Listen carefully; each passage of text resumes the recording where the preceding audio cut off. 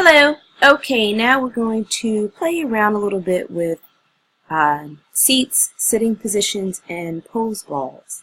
So as I didn't have a seat with a pose ball in my inventory already, I went to Marion Island and I retrieved one. So I'm going to go into my inventory now and pull out this green fabric wicker couch. Pull it over here. Okay, so now when I walk over to it and I right click here and sit here, it gives me this pose.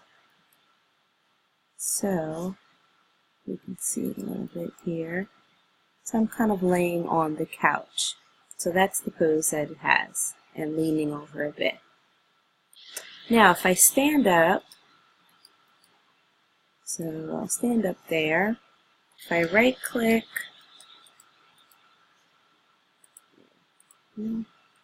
right click here and hit more. Right click and edit. So now we'll see the pose ball, which is right over here. So as it's there, now I'd like to try to move it over. Let's see.